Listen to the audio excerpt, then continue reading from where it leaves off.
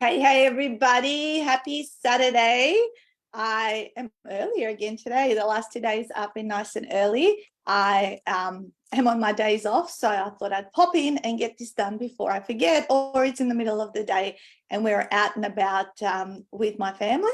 We're heading out to Chadstone, the fashion capital, with my daughter this morning.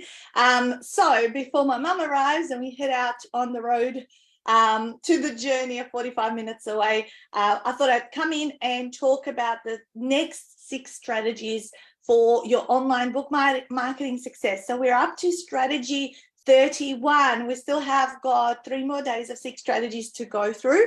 And actually, 3 more days. Yesterday, we tapped into the initial 5 strategies for promoting a book and selling books through the power of online and basically reaching a global audience. And today I'm going to give you another 6. So let's get stuck into it. We've got strategy number 31, and we tapped into this a little bit when we were talking about the offline strategies, run your own events. But certainly with online, you can run events to a global audience, not just the local physical people within a 25-30 kilometer radius of where the location of your venue is, but run your events as webinars or online seminars. Okay. I have been a part of many online seminars, and certainly since the pandemic, we were forced to pivot our business fully online. So for the last 3.5 years, I have not been in front of a live person. I lie. About a month ago, I got my first speaking gig in real life in front of a physical room of people, but purely I have been online for the last 3.5 years. And I can't tell you, it was quite a bit of a learning curve to pivot the business offline to online, and how to behave, and what are the things that worked online versus that don't work offline, and vice versa, and all that kind of stuff. But it is so powerful. Like, our business is now well established in the US and Canada. We've got so many people from New Zealand and remote parts of Australia that could never come to our physical events. So running your own online seminars or webinars is a very powerful way to demonstrate value, give people a taste of what you're about, and get them to either purchase your book or take their next step in terms of getting more help with and assistance. One little tip I'm going to tell you about online events: they do not need a huge lead up period like offline events would need. 4 to 6 weeks of promotions and planning and people to get organized. With online events, we have worked out that the promotional period should only be 7 to 10 days, because if people register too far in advance, they're not likely to show up, and so that you would be wasting valuable resources if you're promoting any further than 7 to 10 days. We have noticed when we have a 2-week promotional period versus a 7-day one, we get the exact same show up rates in our online seminars, which is kind of like a waste of money in terms of advertising to do it over a longer period of time. Okay, so run your own webinars or online seminars to demonstrate that value, to give people a taste, to teach something, to add and contribute and help people out. And then you will sell books as a result of that. Okay, so let's go on to the next one. Hey, Dr. Joe, nice to see you. Get blogging, number 32. Strategy number 32 is get blogging. Well, kind of what I've been doing over the past 21 or 22, I think we're at day 21, is in a way like kind of almost like a daily diary of this journey of the 10-year celebration and all that. Also, I've been writing emails to our database every single day. And by doing regular content and releasing regular content that is over and above your book content, continues to keep you top of mind with people. Yeah, top of mind with people who perhaps have seen you once or twice, but they haven't really kind of like, really noticed you yet. But if you are regular, like, as I said, through blogging, through live streams, and by the way, you don't have to reinvent the wheel for every piece of content that you are doing. The point is to utilize leverage. So this live stream, for example, right now, my assistant's probably shared it in a couple of different groups. She's going to then put it up on my YouTube channel. My email marketing guy has got the list of all these, what's going to be 31 videos that he can use to share later on, and certainly the video attached to it. So we've got the email alongside the video, alongside so many different things. So one piece of content should be able to be delivered in so many different ways. So this can be a video blog, a vlog, as they call it, that we can put up on our website as well. So there's just so many ways you can leverage one piece of content and the effort of coming up with the ideas of how to turn up and all that sort of stuff, and actually put it in different places, because people like to consume content in different ways. And when they get to know you, like you, and trust you, they will end up looking you up and stalking you and purchasing your books, or getting help from you in whatever way, if there is a business behind the book. All right, so let's go on to the next one, is keep in touch. Keep in touch. Well, it kind of connects with the blogging aspect, and that is that you need to have what we call a customer relationship management software, right? Good morning, Dora and Anne. I can see you guys are watching there. So write down for me if you're here live, write down live in the comments, or write down the replay if you're watching this on replay, and which one so far of the strategies that I've shared have resonated with you.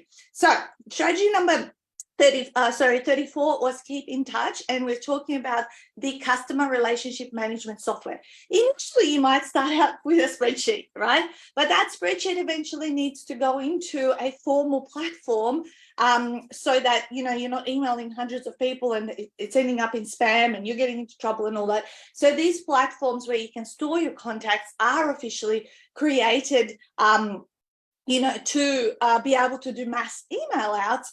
And by you writing your blog and sharing them with your database, and maybe doing vlogs, videos, and sharing them, and again, touching base with them, because the only thing you ultimately own is your email database. Yeah, the people that have opted in to receive information from you.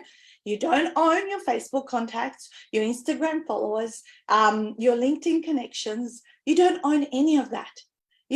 Lately I've noticed quite a few of my connections have either lost an Instagram account, an official verified Instagram account. Someone else, one of my clients, I messaged her yesterday because I had a special friend request from her, second friend request, and I texted her and I said, hey, is this you? Has someone stolen your Facebook profile? Actually, I have never seen this done before. I've seen other people copy Facebook profiles, but this particular person overtook her Facebook profile. There's a different profile picture, yet the background photo is still my client's books. And she's almost like stolen identity, right? And that stolen identity is now inside my private groups.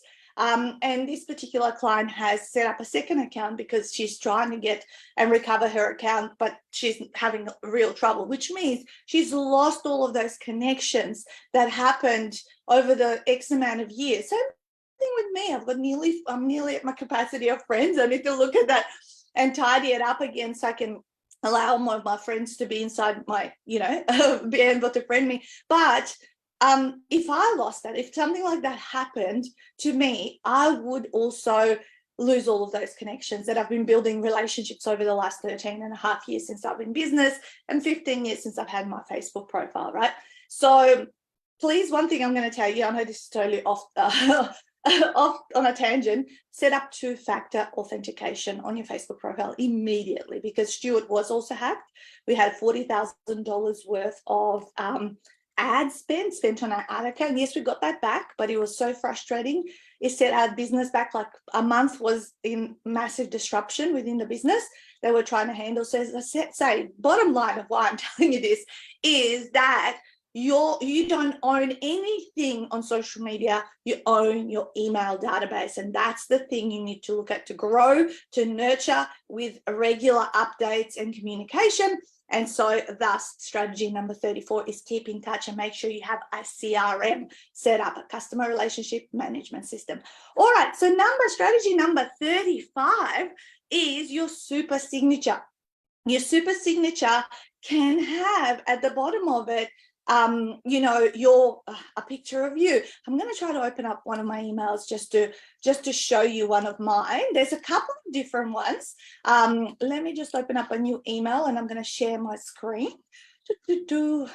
Alrighty, so it's just going to pop up on my screen, and then I will share it with you guys so you can see what you could do to, it's just twirling around like whenever you need to use it. Of course, Murphy's Law says that it's not going to work properly. All right, here we go. All right, I'm sharing my screen. So this is just my email account down here, and you can see here my signature.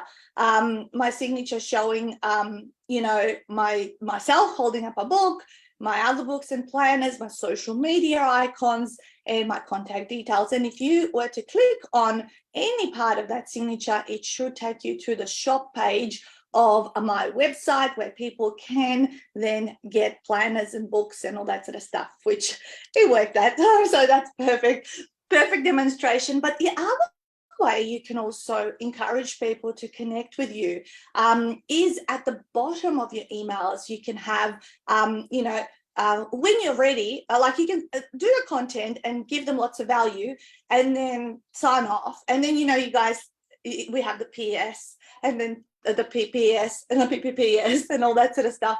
And this is something I learned a little while back, and it's part of some of our emails, not all the time, but I've seen also like a lot of other entrepreneurs have it. And within those PS and PPS, hey, if you want more help on this, go grab this for free.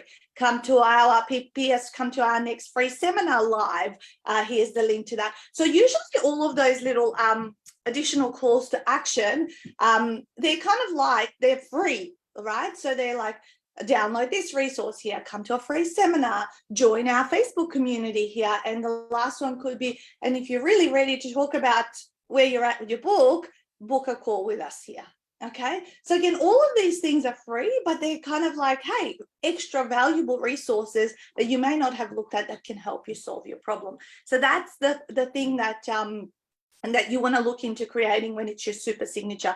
When I do find it, I haven't got it pulled up on my screen right now, but I'll pop it into the comments just below this live, just so you can see what that, I'll find it, I promise you, I'll find it immediately after this, and I'll put it in there. We use that in some of our CRM, our customer relationship management emails.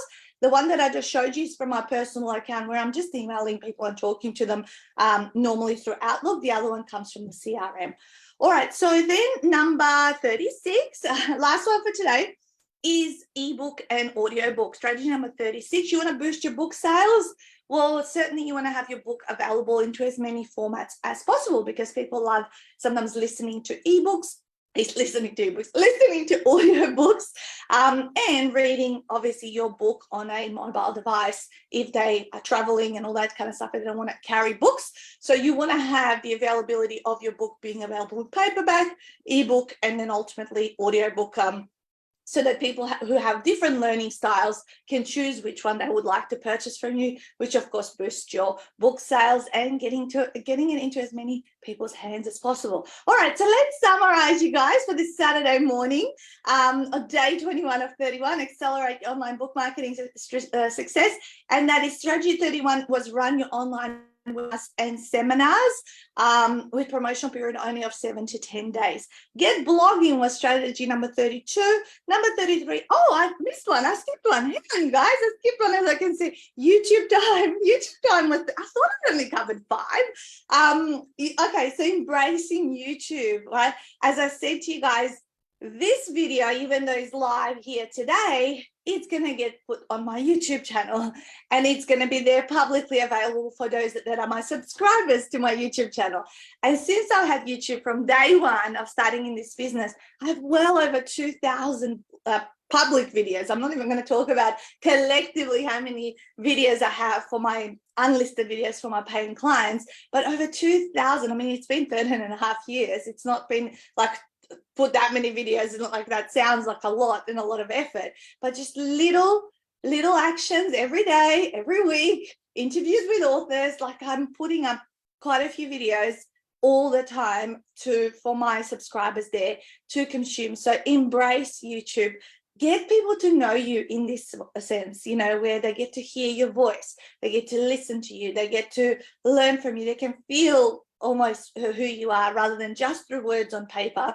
It is nice that they can engage with you. Remember, I know it can be scary.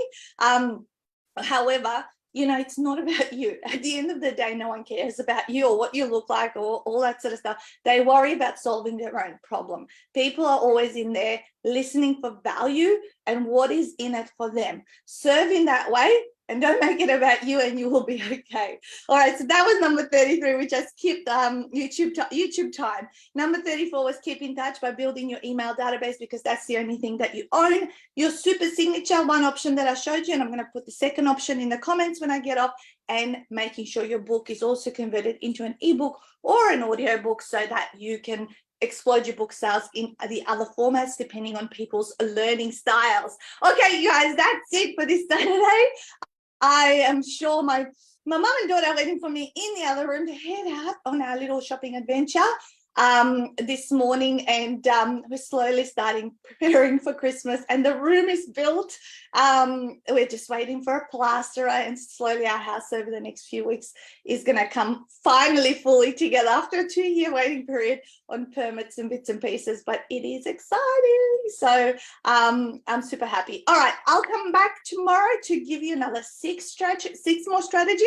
We are on the home stretch. We've got 2 more days of this, and then we'll start wrapping up the month on some other hot tips around authoring. So I hope you've enjoyed these. Share with me which one resonates with you. Which one are you going to do? You know, which one you're going to take action on. And if you haven't seen us promote our virtual 10-year celebration party, it's coming up next Wednesday, 25th of October, 11 a.m. Melbourne time. I'll pop that link to that as well just below. You can register and join us in our community. It's going to be massive. All right, guys, have an awesome day and go smash it out.